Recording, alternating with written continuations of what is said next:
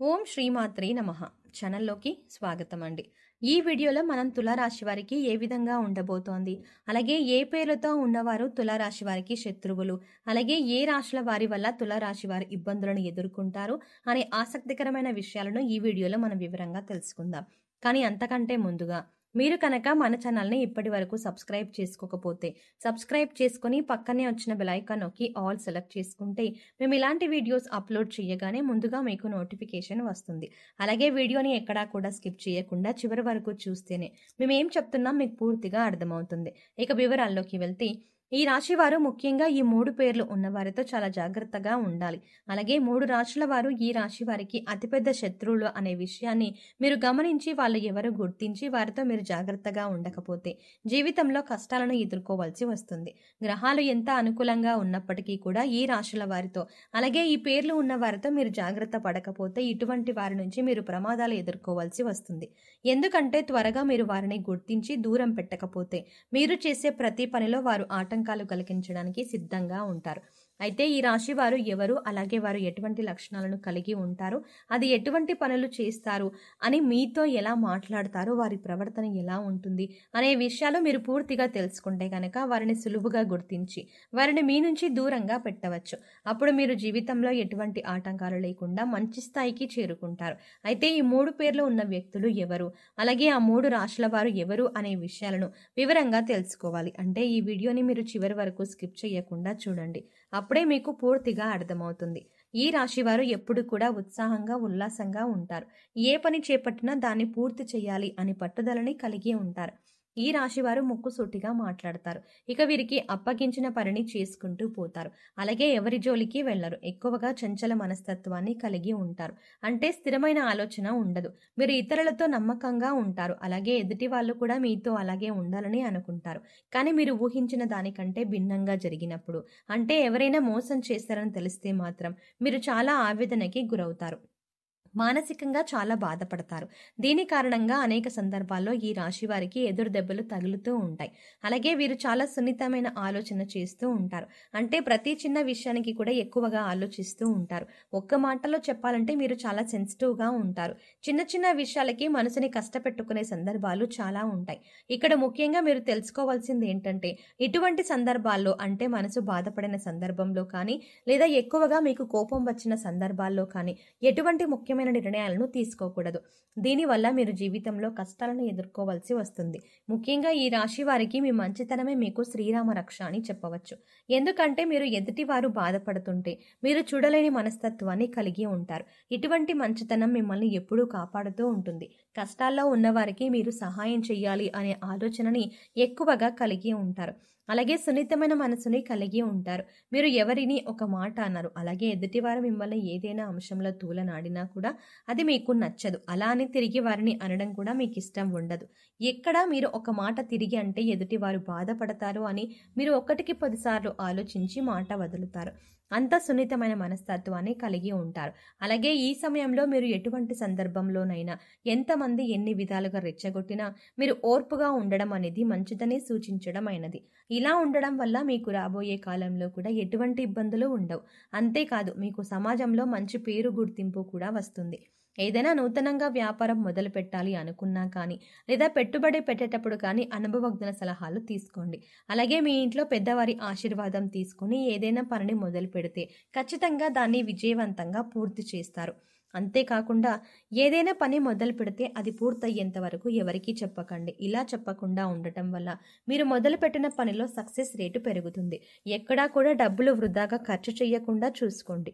ఏదైనా ఉపయోగకరమైన ఖర్చుకి మాత్రమే ప్లాన్ చేయండి. మిమ్మల్ని ఎదుటివారు వాళ్ళ అవసరానికి తగ్గట్టుగా వాడుకుంటూ ఉంటారు. అదే మీకు ఏదైనా పనిలో సాయం కావాలి అన్నప్పుడు ఎవరూ ముందుకు రారు. ఇక ధనం అప్పుగా ఇచ్చిన సందర్భాల్లో మీరు ఎవరికైనా డబ్బు ఇస్తే అవి తిరిగి రావడం కష్టమే అని చెప్పాలి. ఒక రకంగా అది మొండి బకాయిగా పడిపోతుంది తప్పితే అప్పు ఇచ్చిన డబ్బులు మీకు తిరిగి రావు. కాబట్టి ఎవరికైనా డబ్బులు ఇచ్చే విషయంలో చాలా జాగ్రత్తగా ఉండండి. ఇక మీరు ఎవరిని కూడా గుడ్డిగా నమ్మకూడదు. మీకు ఏదైనా కష్టం వచ్చినప్పుడు ఎదుటి వారితో చెప్పడం కంటే కూడా దేవుడి దగ్గర చెప్పుకోవడం చాలా మంచిది. ఎందుకంటే దేవుడి దగ్గర చెప్పుకోవడం వల్ల మీకు కష్టం తీరేందుకు మార్గాలు మీకు దొరుకుతాయి. అంతేకాదు మీ కష్టాలను విన్న భగవంతుడు మీకు కష్టాలని వెనువెంటనే తీరుస్తాడు. ఎందుకంటే ఈ సమయంలో మీకు దైవబలం కూడా అండగా ఉంటుంది. ముఖ్యంగా మీరు మాత్రం ఈ సమయంలో మీలో ఉన్న నెగిటివ్ ఆలోచనలను తీసేయవలసి ఉంటుంది. అంటే నేను ఈ పని చెయ్యగలనా, నాకు ఈ ఉద్యోగం వస్తుందా, నేను ఎక్కువ డబ్బులు సంపాదిస్తానా, నేను ఎదుటి వాళ్ళకి నచ్చుతానా, ఇలాంటి ఆలోచనల నుంచి మీరు బయటకు రావాలి. అప్పుడే మీరు జీవితంలో అనుకున్నది సాధించగలుగుతారు. ఇక ఈ సమయంలో మీరు కొద్ది కాలం పాటు కన్య, వృశ్చిక అలాగే మిథున రాశి వారితో కొద్దిగా జాగ్రత్తగా ఉండాలి. ఈ రాశి వారు మీకు నష్టాన్ని కలిగించే అవకాశాలు ఎక్కువగా ఉంటాయి. అందుచేత వారు వేసే ఎత్తులకి పై ఎత్తులు వేయడానికి సిద్ధంగా ఉండండి. అలాగే వీరితో ఎక్కువగా మీ పర్సనల్ విషయాలను షేర్ చేసుకోకుండా అవసరమైనంత వరకే మాట్లాడడానికి ప్రయత్నించండి. కొంతకాలం పాటు గ్రహస్థితులు మళ్ళీ అనుకూలంగా ఉన్నప్పుడు పరిస్థితులన్నీ చక్కబడతాయి అని చెప్పవచ్చు. ఇక ఈ సమయంలో మీరు కేపీ అండ్ కేహెచ్తో స్టార్ట్ అయ్యే పేర్లు ఎవరైతే ఉంటారో అటువంటి వారితో మీరు చాలా జాగ్రత్తగా ఉండాలి. అలా జాగ్రత్తగా ఉంటేనే మీకు మంచి జరుగుతుంది. అది మీ ఉద్యోగంలో కావచ్చు, ఇరుగు పొరుగు వారు కావచ్చు, లేదా స్నేహితులు కానీ ఇలా కొద్దిగా వీరితో ఈ సమయంలో జాగ్రత్తగా ఉండండి. లేదంటే మీరు ఊహించని పరిణామాలు ఎదుర్కోవాల్సి వస్తుంది. ఇక ఈ రాశి వారు ఈ సమయంలో చేసుకోవలసిన దేవతారాధన చూసుకున్నట్లయితే మీరు ఎక్కువగా వినాయకుడిని ప్రార్థించవలసి ఉంటుంది. ప్రతిరోజు వినాయకుడికి స్తోత్రాలు చదువుకున్నట్లయితే గణపతి యొక్క అనుగ్రహం మీకు పరిపూర్ణంగా లభిస్తుంది. మీరు చేపట్టిన ప్రతి పనిలో ఆటంకాలు లేకుండా పూర్తవుతాయి.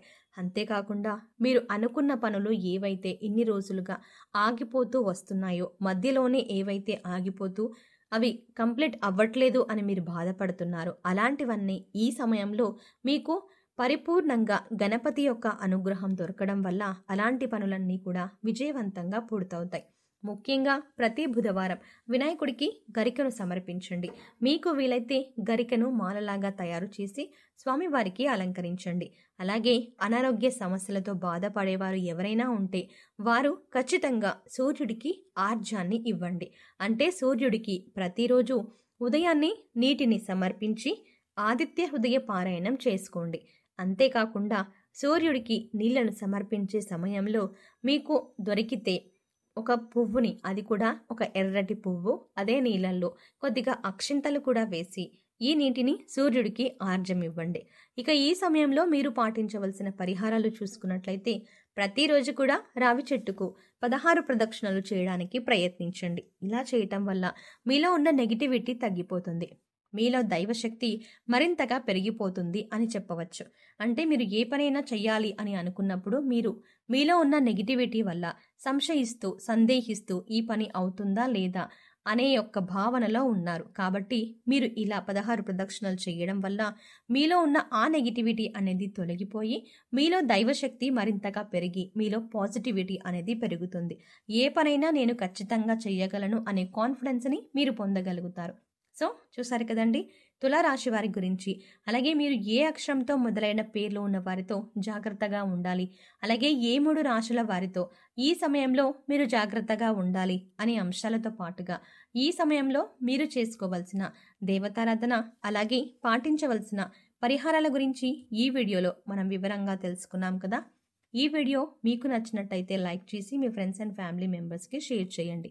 కానీ అంతకంటే ముందుగా మీరు కనుక ఇప్పటి వరకు మన ఛానల్ని సబ్స్క్రైబ్ చేసుకోకపోతే వెంటనే సబ్స్క్రైబ్ చేసుకొని పక్కనే ఉన్న బెల్ ఐకాన్ క్లిక్ చేసి అందులో ఆల్ సెలెక్ట్ చేసుకుంటే మేము ఇలాంటి వీడియోస్ అప్లోడ్ చేయగానే ముందుగా మీకు నోటిఫికేషన్ అందుతుంది. మరో చక్కటి వీడియోతో మళ్ళీ కలుద్దామండి. ఓం శ్రీ మాత్రే నమః.